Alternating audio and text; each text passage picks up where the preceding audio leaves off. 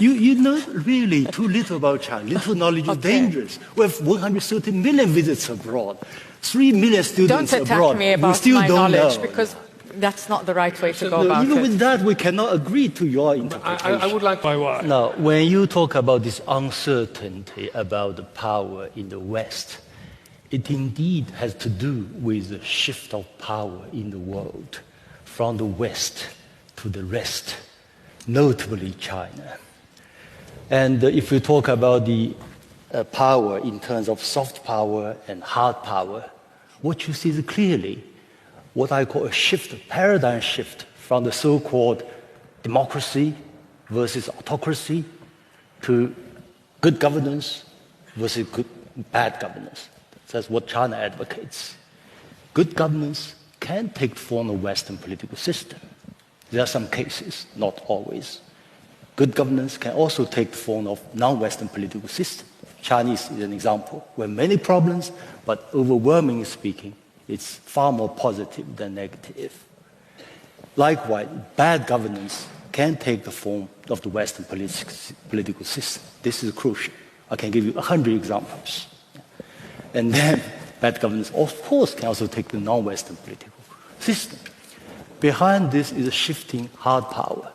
From our study and calculation, and from also study of certain international organizations, China is already the largest economy in terms of purchasing power parity.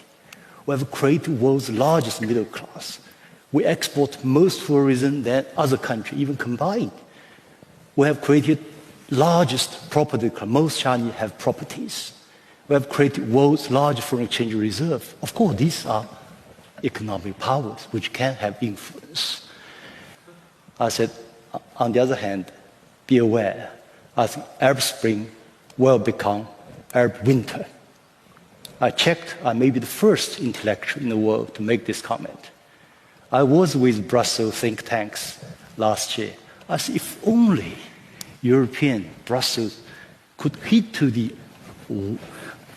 with my Chinese modesty, our humble advice, you could have avoided this terrible refugee crisis. 1.5 million people a year, refugees, escape from broken homeland to Europe. We could have avoided. And secondly, I also made another prediction 6 years and a half ago. I said the United States and China both need political reforms. But in the case of China, small reforms have been going on all the time in the political system. We fix problems here and there. But I said, the problem is the United States. Your political system was a product of pre-industrial era. And I made a forecast. I said, without significant, substantial political reform, my concern is, in your next elections, you will produce a leader worse off than George W. Bush. Yes. The whole idea of good aspect of enlightenment is about rational. You have to be rational with China, with enlightenment, with the West itself. If you look at China, now we export every year 130 million tourists. 99.999% return to China. Why do they prefer to return to a country without human rights?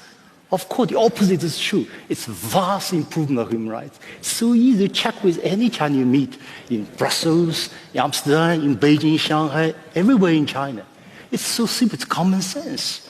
The point is, what we should guard against is Western cultural arrogance.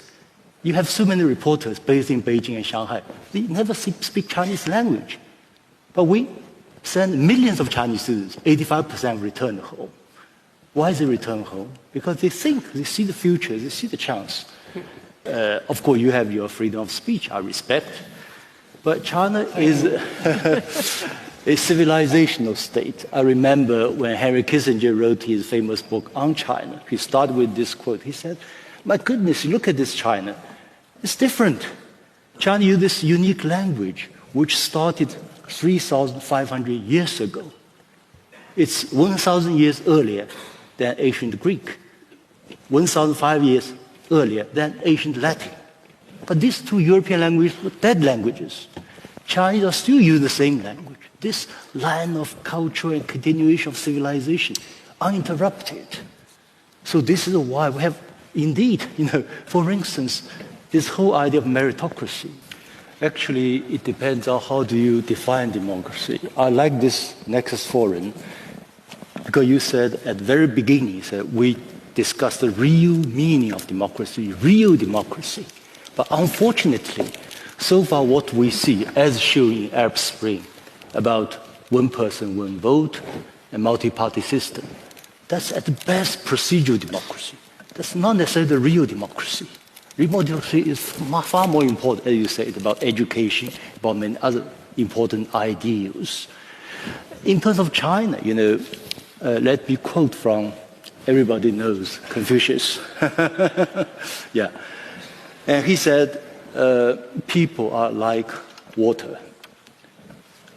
Regime or leaders are like boat. Water can carry the boat, can also overturn the boat. So if you look at the China model in particular, the key message is stay in touch with your people. It's so easy. If you go to Africa, don't go there with your brilliant ideas. I respect your preference. It's understandable.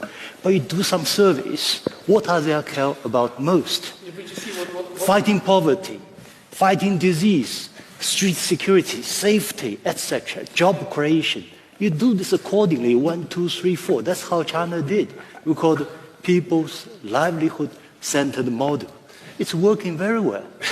And furthermore, in terms of governance, really, governance is about serious business. I remember Plato once joked. He said, how could you, if you are sick, you are in disease, would you trust the doctor elected by people on the square, or you prefer a trained, well-grounded professional doctor? Of course, you prefer the secondary, the latter. It's not true, because you go on Google and this is basically self-appointed doctors. The point is, you have to be accepted by your own people. China is a very different country. I always say China is unified. So concretely, you do Could I prefer finish? the world over there. Garbage in, garbage out, you have to be selective. Otherwise, in this new social media, you could have all kinds of stories. China is a civilizational state. What does it mean? If you look at the size, in Europe, I made a rough calculation. A country is, in average, 14 million people. China is 1.4 billion people, 100 times larger than Europe. I make comparison. I say it's almost like a Roman Empire has continued to this day. It's vast, it's diverse, but people speak the same language called Mandarin Chinese. So it's a unified country for over 2,000 years. Then it has shaped its own conditions. For instance, for a long time, Fukuyama, I give him some credit. He said that China is the first country that invented modern state. What? May I just... Actually, Chinese economy has gone through ups and downs over the past 4 decades, if you go back earlier. But, actually, each time when there is a crisis, it's an opportunity. We seize the crisis. The Chinese approach is very dialectical.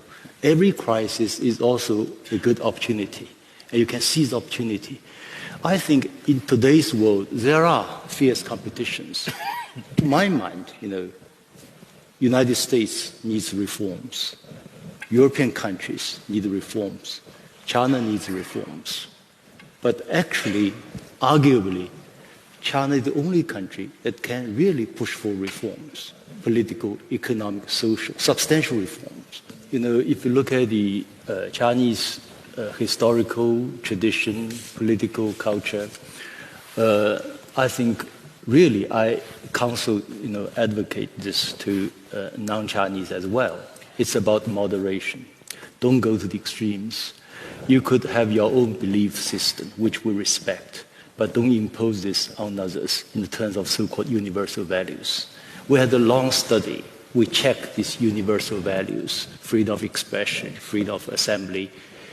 Then you look at the Chinese society, even in Singapore, in Hong Kong, all these who use chopsticks, the number one priority is always public order. Yeah. In the United States, it's freedom of speech, although I doubt because the United States is a politically correct society. Could you have real freedom of speech? Yeah. But that's another question. Yeah. So in terms of values, we should all respect each other's values and then try to see, because in the Chinese philosophy, it's about the opposites can coexist. It's like the disease cancer. The cancer cell is in the body of everyone, but you can live with it. You try to create a situation, it will not develop negatively in the wrong direction. Rather than the good must defeat evil, kill evil, and I represent the good, the best, others are just rubbish. So this will be a way how to create this new world.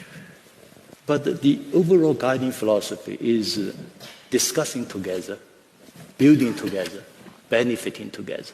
If you are interested, please join in. If you are not interested, we don't care. Yeah. So that's the way we do it. Yeah, I think we talk about this Confucius' famous saying, the water represents people in the regime or political leaders as boats. We have to know really, honestly, how your people think, feel the pulse of the society.